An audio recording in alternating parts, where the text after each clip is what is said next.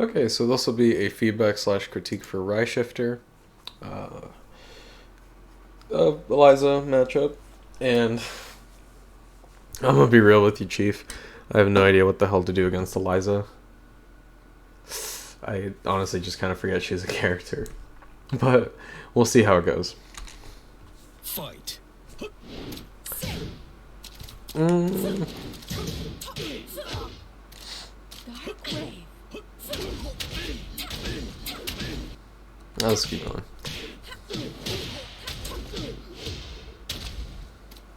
Dark wave.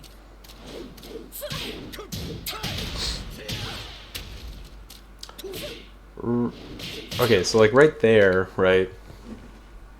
I don't quite understand the the jabs into down back four, right? I get that she challenged you in the past, but if you're gonna go for like the high crush, why not just do like down two or down back three?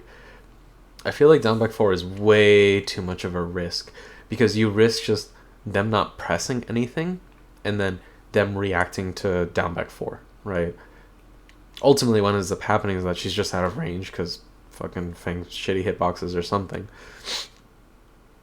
But so it's just like I get the explosive reward from down back four, but you need to more. I feel like the speed and ranges of like down back three and down two would have better served you here, right? You're still achieving the similar result of you're utilizing a high crush move, but because those moves are faster, they're going to be harder to react to. In case like you're covering your bases, right?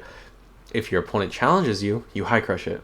If they don't challenge you, they're less likely to be able to react to you doing down back three or down two as opposed to down back four.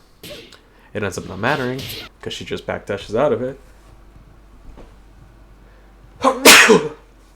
Excuse me. And maybe the same would have happened with down two. I don't think it would have happened with down back three because that thing goes forever, right? But yeah, just consider yeah. just consider like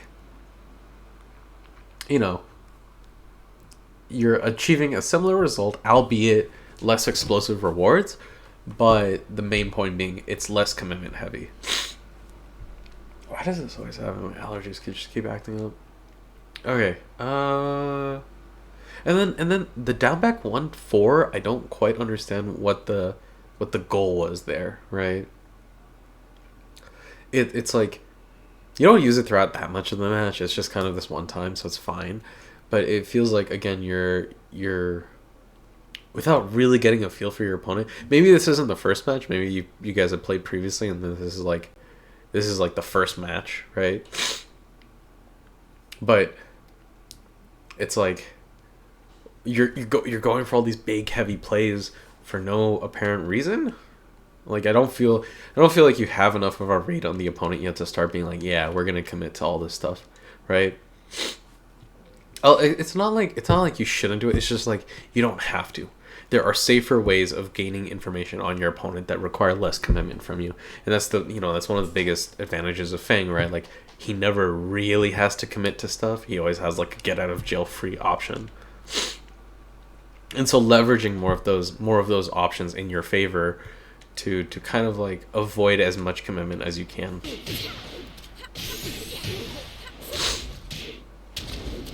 Drops.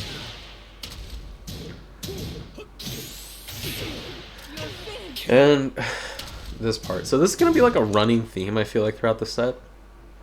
Where you have an opportunity for pressure and then for whatever reason you choose to continue it. Which normally is okay. However, the opponent's low on life. The opponent has a bar of meter stocked up and you need to take that into account, right? There are going to be times where you just have to give up your turn even though you have the advantage because nothing you do is going to beat this EX invincibility, right?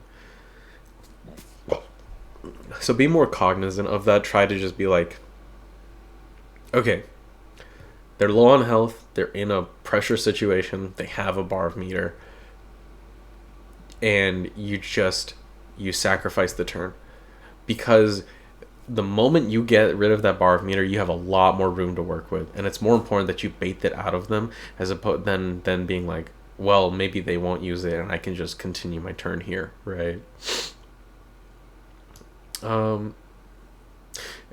Yeah, like at the start it's kind of whatever, because obviously you're still they could have not used it. They could have been like, all right, let me just block whatever he does. But now you know, okay, if they have a bar of meter, they're gonna be very aggressive with it. I think Eliza also just builds meter the fastest out of the 2D characters, because she was never hit by any of the meter gain nerfs, which is insane to me, but whatever. The shit's so annoying, but it is what it is.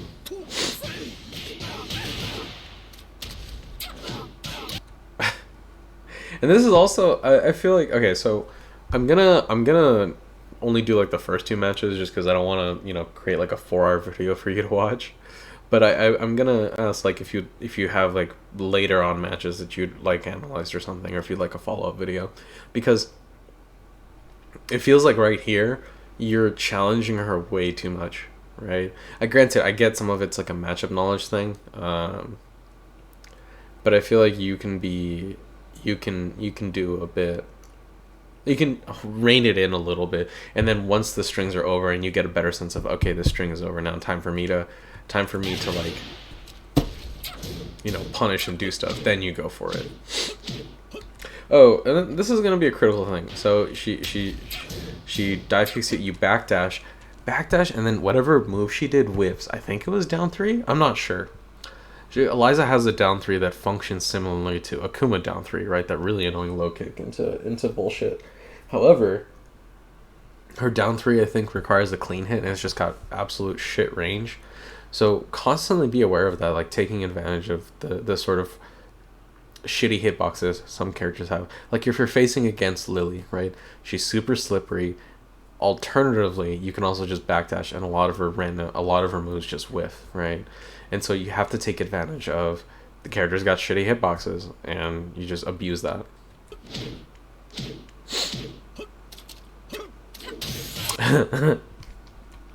So like right here, what was the reasoning, right? Why the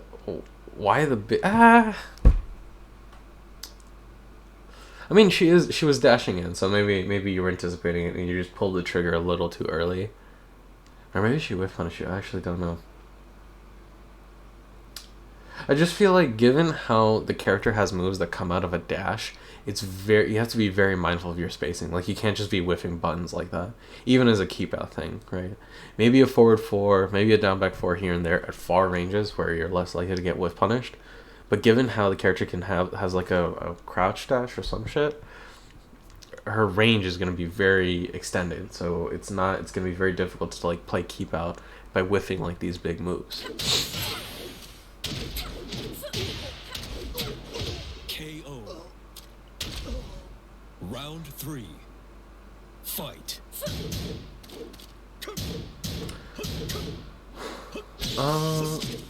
Let's just keep going. Dark way.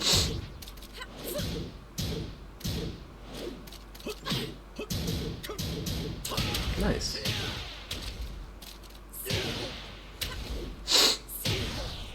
Dark way.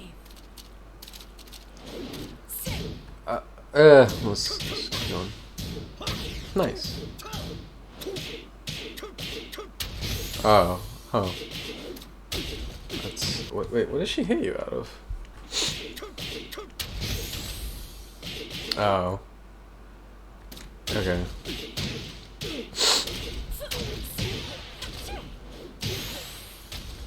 Oh yeah, I don't know. I don't know what to do against that combo, man. You just gotta hit the loud. Sorry about that. Oh, you should. Nice.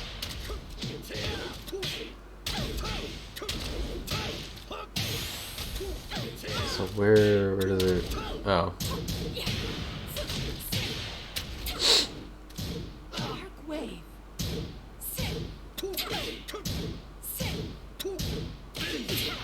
What? Does she hit you out of something? Dark wave. Tragedy. Tragedy. Fight.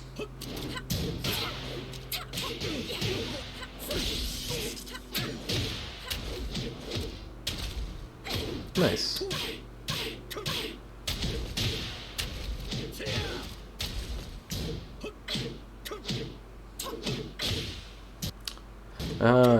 Let's keep going.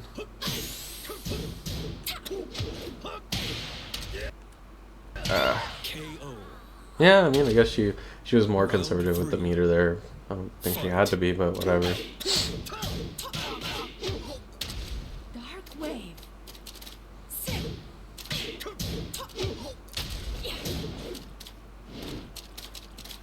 Dark wave. Whoa. Let's keep going. Dark Okay. wave. Yeah.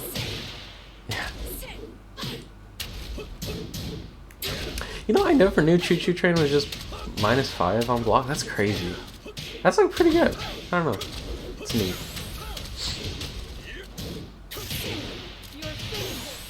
As we see, you gotta respect it when she has meter. You want more? Okay. Rip. Great. Round 4. Fight.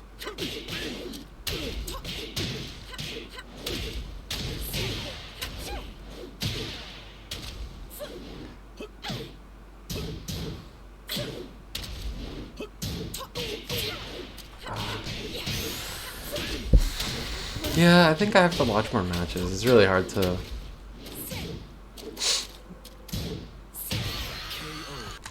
Okay. That was actually really fast, huh?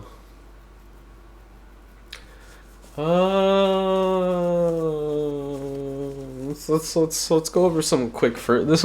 I'll do like a first impressions. I think I'm gonna watch like later matches and see how I feel about it and see if I have anything else to add.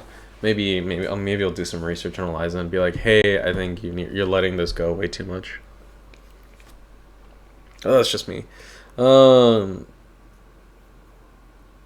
Let's just do the usual breakdown. All right.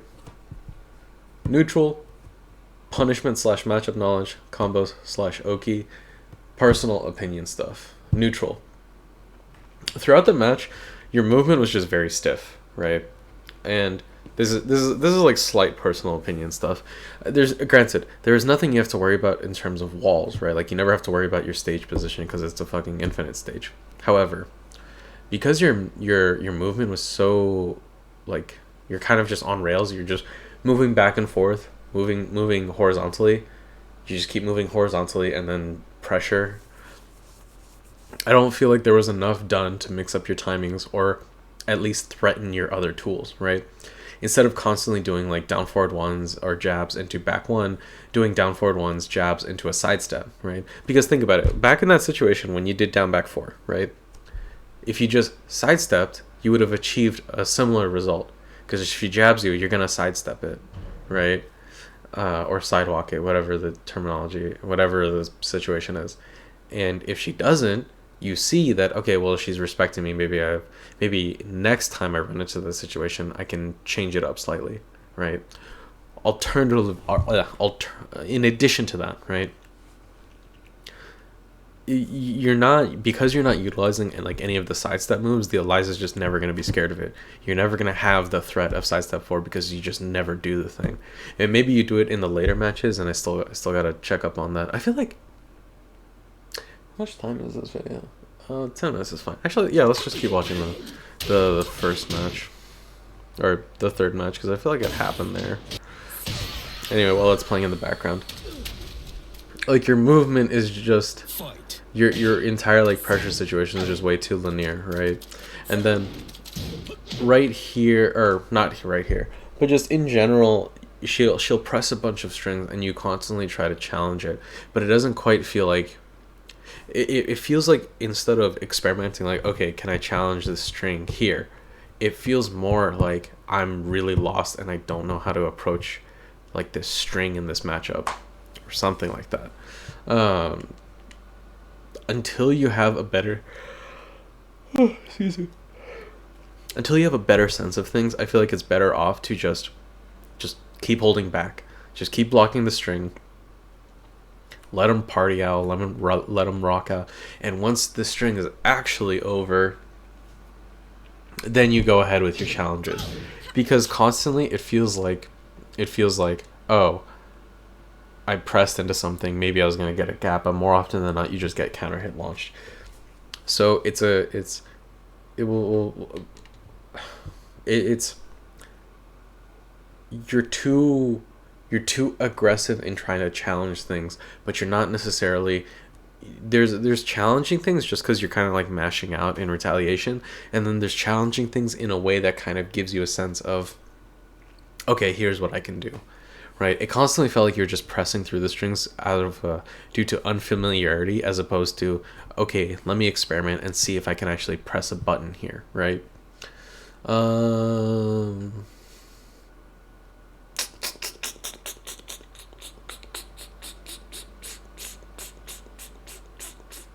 Yeah, we'll talk about it more, but like so like right here, right?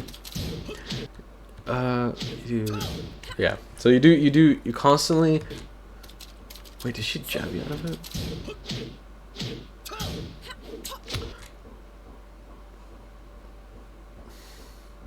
Like right here, right? This is what I'm talking about. It's that too often throughout the match, you end your pressure and turn in a way as like a big call out. Like, all right, they're gonna get my parry, or all right, I'm gonna hit him with my counter hit tool. But the problem is that you just kind of kill your turn on the spot, and you don't give yourself a lot of wiggle room.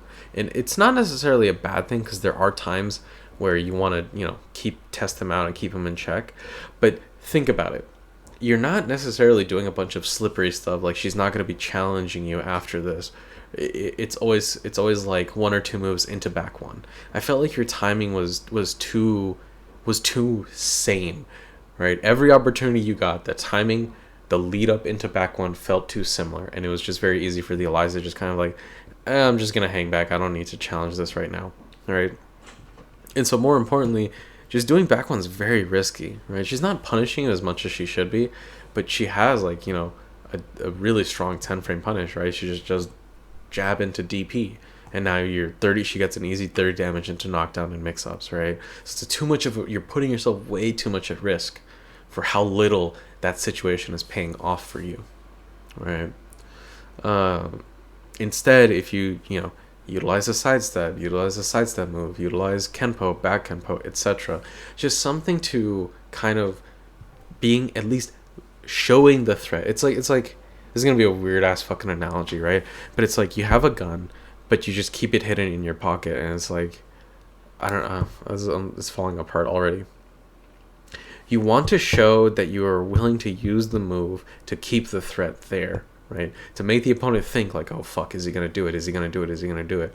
If you never do anything to even lead up to it, or fake it or bluff it, then there's just no pressure on the opponent to just try and adjust for it, right? If the opponent is not worried or cognizant or thinking about sidestep 4 or your other moves, they're going to be playing very differently. They're going to be less susceptible to your other stuff, because they're not going to be trying to challenge it or blocking low often or doing all this other things.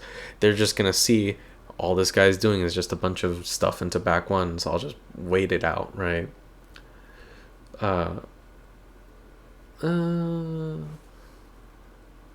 Let's keep going a little bit.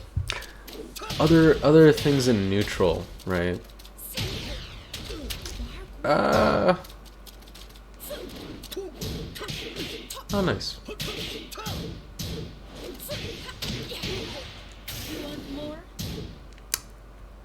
That should have been a punish. Yeah.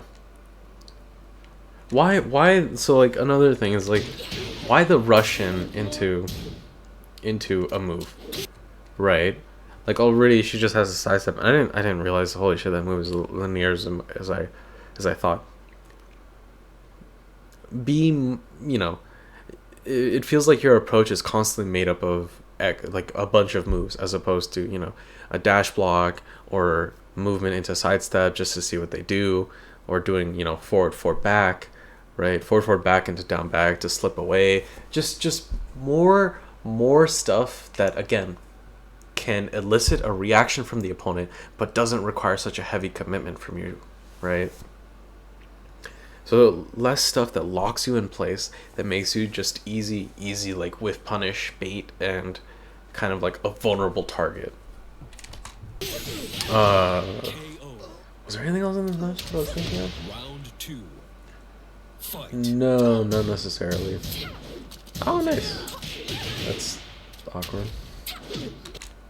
Oh yeah. It was this match. I'll talk about that later.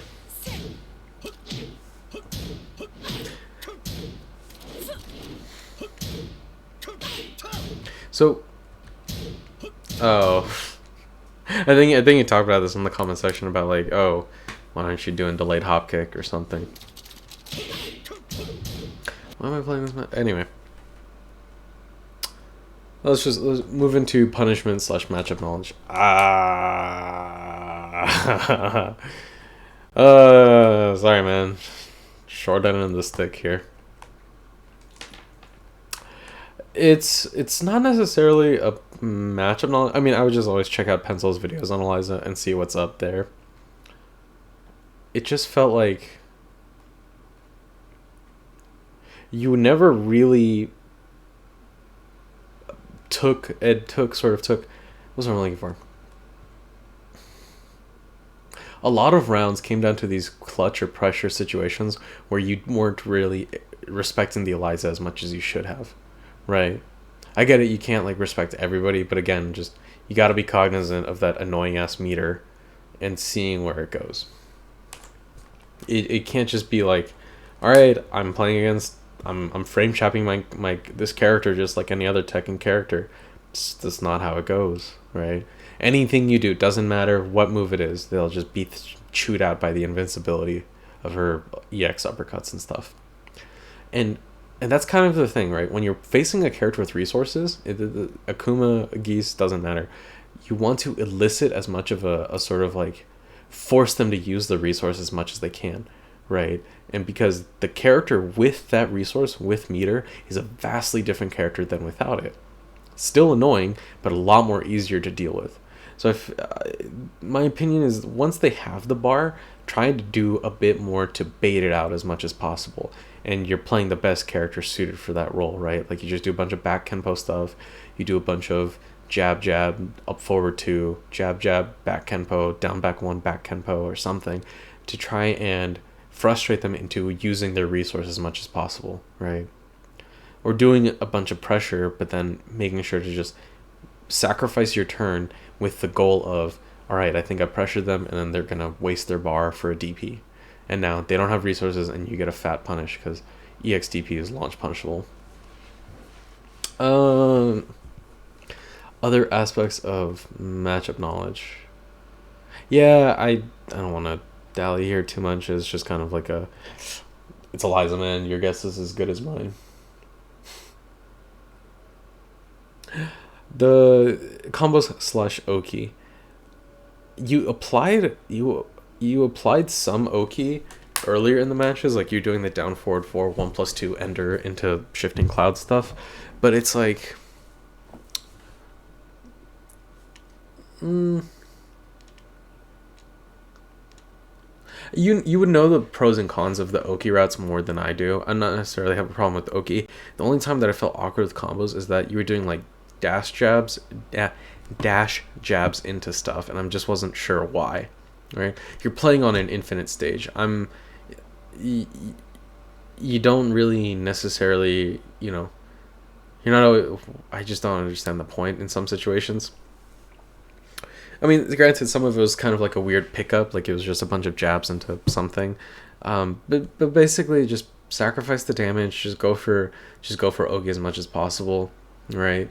And then also vary up the Oki, like drop the combo, sure, or not drop the combo, do the down forward 4 1+2, but instead of fully going to shifting clouds, do dash up into forward 3 or something, right? Provided she doesn't have meter. So experimenting more with Oki options, just kind of seeing like, hey, here's what you can and can't do, right? What else? I just feel like your combos were fine. Oh, except it just keeps getting back one. Oh yeah. This is a situation. So right here, right? So right here, you get the mini combo, sure. You get the back four again, an air hit, and here you finish the combo, but now she's in rage, right? I get it that Feng's more of a poke heavy character. He's not necessarily he's not gonna get like an explosive launch. I'm still of the opinion that you don't finish the combo here. You just kind of take your poke in with the back four and make it so that she plays out of rage. Just anytime you can deny your opponent a resource, deny them that resource, right? Like why bother giving them more stuff to work with if it's not gonna kill? So be more cognizant of that. Especially characters that now she has rage and a meter. So any stray hit she does can turn into a launcher and then kill you because, well, just basic damage from the combo, but also guaranteed kill because she has rage, right? So yeah, just be mindful of that. It's not necessarily like a bad combo, right? But it's more about, you're taking the sacrifice, you're taking the hit, you're losing the battle to win the war type of deal, right? Was there anything else in this match? I feel like there was, but I can't remember. KO. Round 3. I mean, ultimately, in those situations, it's likely that she would have gotten rage anyway. Just nice. Rage anyway because, you're a poking character that's like, all right, let me just chip in and she'll enter rage. But it's like entering rage later with a better poke, like it's hard. I'm describing this badly. Her getting rage after you finishing like a 24 damage combo versus you letting go of the combo and then later getting a better poke in is a different scenario, right? She'll have less health to work with, and even though she'll be in rage, it'll be less work for you to do. So just kind of maximizing those small advantages to your favor as much as possible. Rip. I don't think there's anything else that I can say that's kind of like a here is a objective kind of like observation, rip the pickup, objective observation from what's going on here. Round 4. We'll finish up this round and then I'll just dive into my personal opinion stuff. God, my phone, it's all over the place.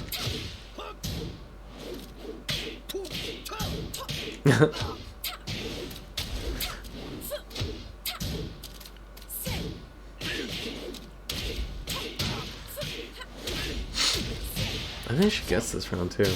Oh. Nice. Rip. That does a fat chunk of damage. Holy shit. What an annoying character.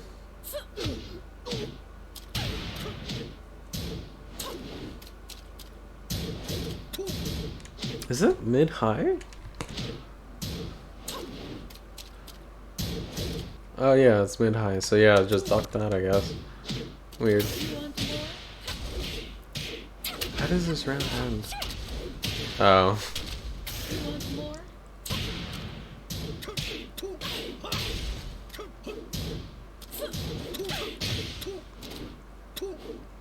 Dark wave.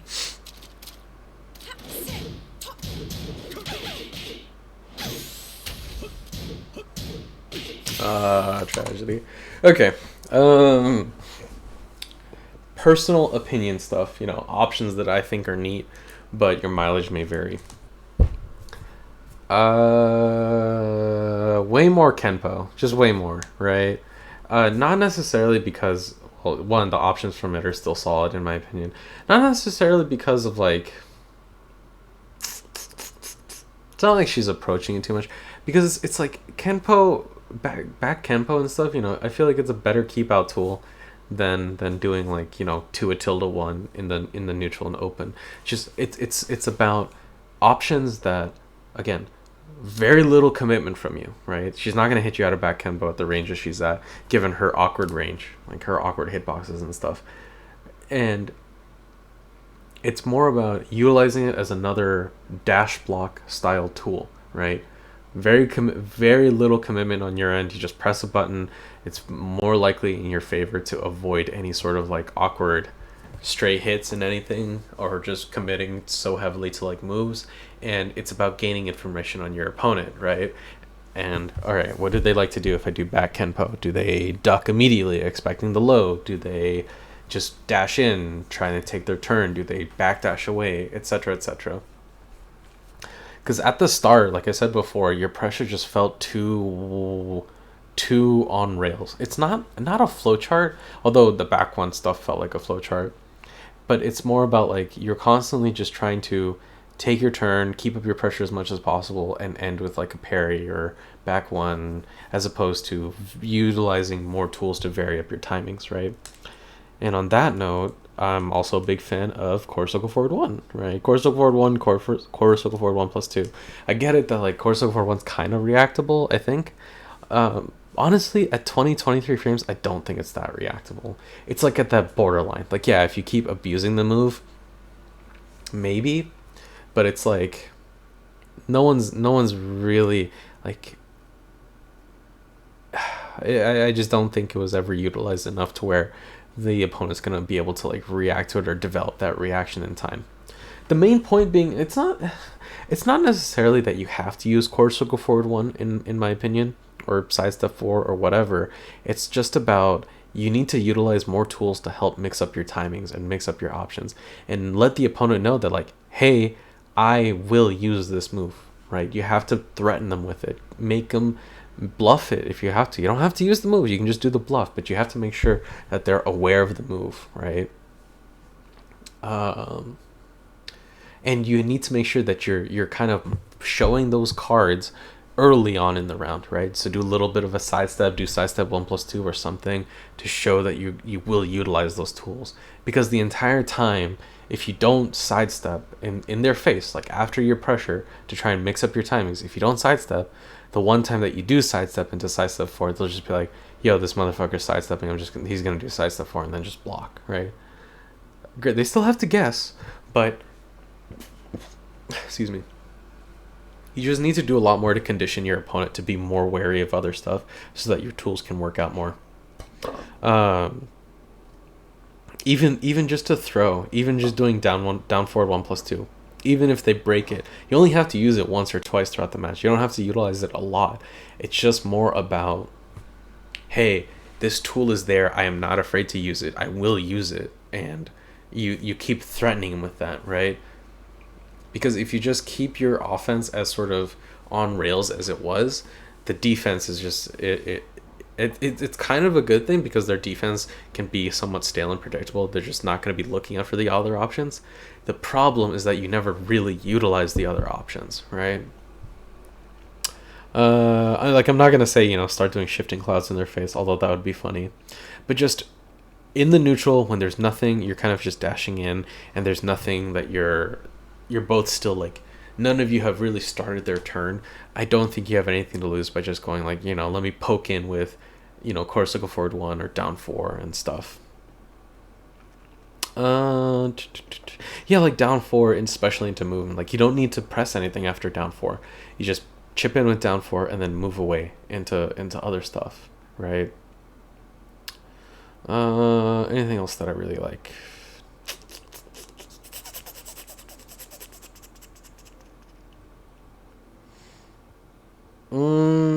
At the moment, nothing's really coming to mind.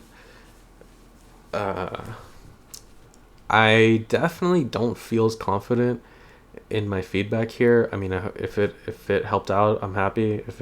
If not, rip. So I think I'm definitely gonna watch more of the matches and then maybe do a commentary on one of the later matches to try and see like, hey, you're still doing the same shit I was talking about a while ago, right? Or seeing what new adaptations you make.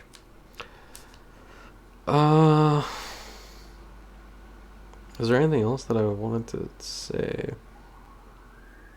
No, I think that's pretty much it. In summary, it's just basically like your offense and pressure is too one dimensional. You're not utilizing your other tools enough, and even just using them as a threat. Like you don't have to do the move.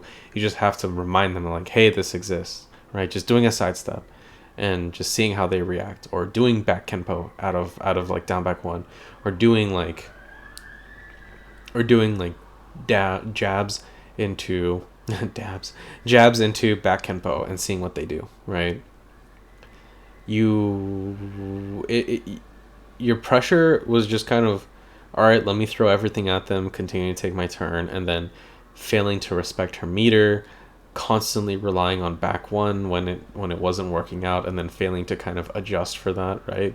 Because she blocked back a lot of the back ones that she was doing. She blocked, right, which means it's like, okay, I think I can go for low, right? Or you go for a pressure mid because she's clearly not challenging you or challenging your pressure, or going for movement.